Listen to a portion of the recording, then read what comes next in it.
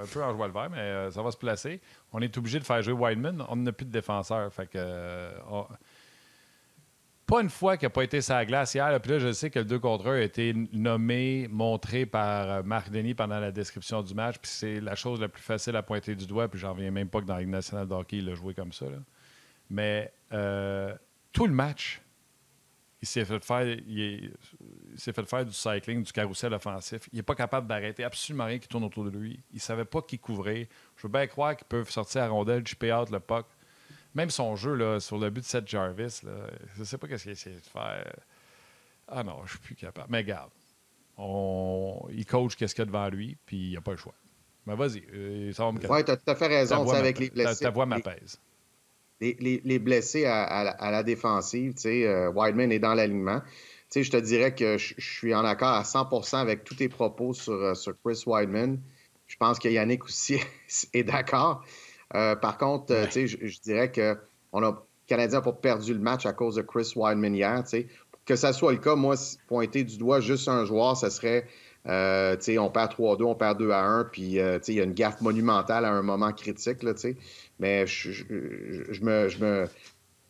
suis d'accord avec l'ensemble de tes propos. Sur le premier but, le 2 contre 1 que Marc Denis a bien expliqué hier en ondes, c'est aussi un compromis de la part de Hoffman comme F3 en zone offensive. Le F3, pour ceux qui ne sont pas familiers avec ce terme-là, c'est le troisième attaquant en zone offensive qui est généralement par-dessus. Donc, il a la bataille en avant de lui. Il a ses deux coéquipiers devant lui. Et là, Hoffman s'est compromis le long de la rampe. En même temps, Belzile croyait que Hoffman reviendrait à sa position de F3, mais Hoffman pensait que Belzile allait le remplacer. Là, pour savoir qui avait tort, qui avait raison, c'est juste les entraîneurs du Canadien qui pourraient nous expliquer ça, parce que chaque équipe a ses propres règles par rapport à ça. Là, quand le F3 rentre, des fois, il y a quelqu'un qui le remplace, mais des fois, c'est lui-même qui se remplace, qui revient en position. Ça l'a mené au 2 contre 1. Mais ce que je trouve qui est une tendance, c'est que quelques instants plus tard, c'est Anderson qui se compromet comme F3, alors que Harris est derrière la ligne des buts, les pieds pas en mouvement, sur un échec avant. Je n'ai déjà parlé. Je trouve que Harris se développe bien, puis je trouve que Harris est une belle signature du Canadien, mais un défenseur qui est en échec avant, sans aucune vitesse, là, c'est-à-dire qu'en anglais, c'est flat foot, là, en bas de la ligne des buts en zone adverse, face à une équipe comme Caroline, j'ai de la difficulté avec ça. Je trouve vraiment que c'est pas une position normale pour un défenseur. On veut que les défenseurs appuient l'attaque, mais l'attaque, c'est généralement au-dessus de la ligne des buts, là, du côté où est-ce que tu peux lancer au filet, pas en arrière de la ligne des buts. Et là, ben ça a mené un 3 contre 1. Puis ça a été une séquence, là, le Canadien a été là... pendant, je dirais, 7 minutes, là, il restait 5 minutes quelques en première période, puis ça a pris jusqu'à 17-04 en deuxième période. Il restait 17-04, fait que c'était un gros 6-7 minutes que le Canadien n'a jamais eu possession en zone adverse. Puis ça, c'est des moments critiques dans un match. Puis les entraîneurs, on en parle souvent avec nos joueurs, on leur explique que le système de jeu ou les concepts dans le système sont importants pour garder un bon fil conducteur, puis pas se mettre en difficulté. Puis ça, ben ces moments-là, les deux fois où le F3, le troisième attaquant, s'est compromis, ça a donné beaucoup d'enthousiasme et d'énergie aux Hurricanes. Oui, en troisième période, 3 buts consécutifs, mais tu sais, ça s'est fait gruger, là, l'espoir du Canadien tout au long du match s'est fait gruger, puis je pense que c'est un élément clé qui a démarré ça en première période. OK, mais juste pour en rajouter une couche, faire plaisir à Martin. Là. Mathieu vient nous envoyer quelques notes, Mathieu Bédard, sur les médias sociaux. Je vous lis ça, puis je t'amène sur ma prochaine question. Il est encore sous contrat pour l'an prochain, vous savez, là, 762 000, donc il reste une année de contrat. Salaire minimum. Hier, il est moins 4, un revirement, aucune mise en échec, aucun tir bloqué, 14 minutes 33 de temps de jeu. Bon, je voulais juste en rajouter une couche. Là, Martin salive parce qu'il a hâte d'entendre les explications de Marc-André. Puis Gilbert, on voulait te garder aussi pour que tu puisses commenter. C'est son dernier sujet. Tu veux revenir sur le 5e but des Hurricanes? OK, ben tu veux parler avant, vas-y. Non, tu mets la mise en situation. Tu veux parler du 5e but des Hurricanes. Martin salive parce qu'il veut savoir si on va avoir le culot, l'audace, les couilles de nommer le nom de la personne fautive. Marc-André, je t'écoute. C'est une bonne question. Je ne l'ai pas dans mes notes. J'ai tout le jeu, mais je n'ai pas mis de nom sur ce jeu-là. Je vais te laisser le nommer. Quand tu vas le nommer, je suis certain que je vais dire « Ah oui, c'est lui », puis c'est correct. Alors, c'est pas compliqué. Ce que je veux expliquer, c'est qu'on a une mise en jeu en zone offensive. C'est pas normal que 10 secondes plus tard, la rondelle est dans le fond de ton filet. Ça peut pas arriver à aucun niveau. Ça peut pas arriver, là, je parle à aucun niveau. Là, je parle à des niveaux juniors majeurs et plus. Là.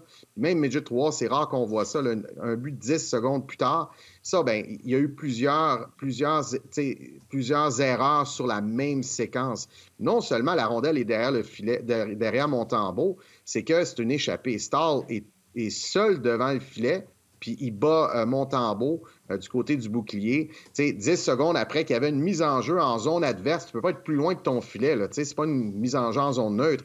Donc, ça a été répétitif. Le défenseur qui a fait un pinch, le F3, puis le F3 n'était pas là. Puis là, le F3 n'est pas là. Pourquoi il n'est pas là? Puis on a perdu cette mise en jeu-là, ça peut arriver. Ça, quand j'ai vu ce but-là, c'est sûr que j'étais un peu moins concentré sur le match le rendu là. Martin, je vais être franc avec toi parce que je me suis concentré en début de match parce que c'est là que tu établis ton système, tu établis ton rythme, ton tempo. Il y a des ajustements après qui peuvent arriver, bien entendu, mais rapidement, on sentait que le Canadien était soufflé par rapport au système de jeu des Hurricanes. Là. Mais c'est ce que j'ai vu. Puis, je trouve ça dommage. Ça a donné une échappée comme ça 10 secondes plus tard. Ça ne peut pas arriver, ces choses-là. C'est qui le joueur fautif, Martin? Il y a une mise en jeu dans le territoire des Hurricanes, OK? Et tu le dis, là, 4 secondes plus tard, la rondelle est dans le net. Jordan Stahl, c'est pas le plus vite, là, je vous l'annonce, là, c'est pas capitaine vitesse. Le gars qui a pris la mise en jeu avec lui, il a regardé la mise en jeu, il a regardé partir sur le bord de la bande, puis il a fait « Ah, on n'a pas gagné ce bataille-là ». Puis il est parti en retard. Puis là, on voit Pinard qui essaie de rattraper. C'est pas le gars Pinard. Le gars vient de faire le face-off de l'autre bord de son joueur de centre. Nick Suzuki, c'est le joueur de centre qui dort au gaz dans le milieu. Ça fait partie des erreurs qu'il fait à répétition. Qu'il fait à répétition parce qu'il joue 20, 21, 22, puis qu'il a son casse. Moi, j'aimerais ça. On est en développement. T'as raison. J'aimerais ça qu'il en joue moins, mais qu'il arrête de faire ces erreurs connes-là. Tu comprends-tu? Je joue pas pour gagner. Je les ferai pas, les séries. Arrête de me jouer 23 minutes puis qu'il continue à faire les mêmes maudites erreurs stupides. Après ça, on arrive à Jazz pour le point du doigt. Comment est-ce que Martin Saint-Louis demande qu'est-ce qu'il demande de faire s'il perd le face-off? Ça dépend comment est-ce que ça dépend comment est-ce que tu forecheck dans la zone. Ça dépend de leur système de jeu ou de leur concept. Ça dépend de ce qu'ils font dans la zone. Peut-être de Wideman qui pinche sur le bord de la bande aussi. Il n'y a pas d'affaire à pincher s'il voit qu'il n'y a pas d'avant qui revient. Ça, je te le donne. Mais un pinch, ça inclut ça aussi. Un pinch, ça inclut qu'il aurait fallu qu'il touche à quelqu'un. Il est arrivé devant le gars, il est en retard d'une heure et demie, il a freiné. Des gars en arrière. Tu vois qu'il y a des gars en arrière, puis c'est arrivé à Kovacevic en première période sur le premier but, le but de Kotkaniemi. Et Wideman a mal joué de 2 contre 1. Là. Mais il faut que tu t'assures que tu peux pas. Tu peux pas pincher comme défenseur si tu n'es pas assuré qu'il y a un avant qui va prendre ta place s'il arrive de quoi. Voyons donc. Puis Suzuki, c'est vrai, Martin, souvent, il a tendance à s'endormir, mais comment est-ce qu'on lui demande de jouer? Puis, je sais pas, est-ce que tu fais le face-off, tu t'en vas sur le puck ou tu restes avec ton centre? Ça dépend des coachs. Ouais. Hein. Ça dépend des systèmes de jeu. C'est sûr qu'il n'a pas demandé de rester statique à regarder voir où est-ce qu'elle a le puck. Il a les 2 pieds dans le ciment, dans le cercle de mise en jeu. Ouais, c'est sûr. C'est sûr. Puis aussitôt que tu fais le puck, ben, tu es en mode on récupère la rondelle, puis on met de la pression, puis on s'assure de ramasser quelqu'un. Mais, tu sais... Comprenez-moi bien, là. C'est de valeur, parce que hier, c'était une game pas si pire. Si tu regardes le Canadien, moi, je pense, les 15 premières minutes de jeu dans notre zone, on a joué aussi bien qu'on a joué toute la saison. Il n'y a pas d'espace, tous les gars étaient revenus, tout ça.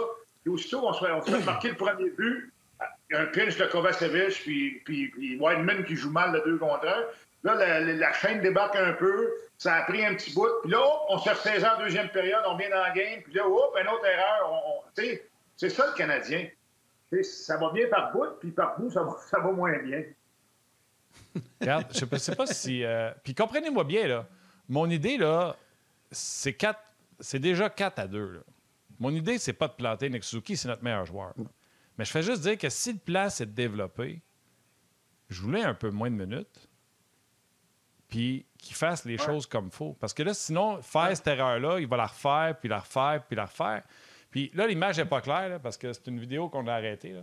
Mais regardez comment Stahl est sur un départ explosif. Puis Nick, il a encore le patin sur le point de mise en jeu, puis il regarde ça partir. Je m'excuse. Peu importe c'est quoi la stratégie de Martin Saint-Louis, c'est pas vrai qu'on lui demande de rester planté là. C'est un exemple, Martin, justement, de jouer rapidement. T'sais, on en parlait en début d'émission, là, de jouer rapidement. Fait que ton équipe a gagné la mise en jeu, puis Stahl est déjà 1 mètre et demi en arrière de Suzuki vers Montembeault. L'explosion. Oui, l'explosion. Mais tu sais, en théorie, là, on sait que le Canadien permet à ses défenseurs de pincher. Okay? On le sait, là, on le voit à chaque match. Donc, en théorie, sur une mise en jeu en zone offensive perdue, là, Gilbert a raison. Le système de jeu, là, les seuls qui pourraient nous répondre, c'est les entraîneurs du Canadien pour préciser qui aurait dû prendre qui puis qui aurait dû revenir où. Là. Nous autres, là, on fait juste parler à on jase. On n'est pas dans la chambre, on ne voit pas le système de jeu. Gilbert a raison là-dessus. En théorie, il y a un défenseur qui pinch. Si le défenseur pinch, là, ça veut dire que dans le système de jeu, il y a un F3. Il y a un troisième attaquant qui vient supporter ce défenseur-là. Dans ce cas-là, il n'était pas là. Fait que, bon, ça, c'est le premier problème. Deuxième problème, Martin, tu l'as dit. Puis, tu sais, je vais utiliser ton timing. Tu as dit qu'il était en retard d'1 heure et demie. Fait que tu as sûrement checké ça avec ton sablier. Fait qu'il est en retard d'1 heure et demie sur le pinch. Puis là, il n'y a pas d'F3. Mais, tu sais, en théorie, là, les défenseurs sur une mise en jeu en zone offensive perdue sont en charge des deux ailiers, normalement, là, tu sais, les deux ailiers adverses.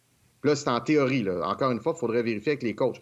Fait que c'est joueur de centre avec joueur de centre. Quand le défenseur pinch, il y a un F3 du Canadien qui vient supporter, qui vient prendre sa place au cas que la rondelle passe, au cas que l'attaquant passe avec la rondelle, puis que le défenseur soit battu. Là, à ce moment-là, c'est un attaquant avec l'autre défenseur qui prennent les deux ailiers et le joueur de centre reste avec le joueur de centre. Qui prend les deux autres défenseurs? Bien, c'est l'attaquant, l'ailier, qui applique la pression, qui est en échec avant, le F1. Celui, on perd la mise en jeu, c'est qui le F1? C'est-tu l'ailier intérieur ou c'est l'ailier le long de la bande? Ou des fois, il n'y en a pas.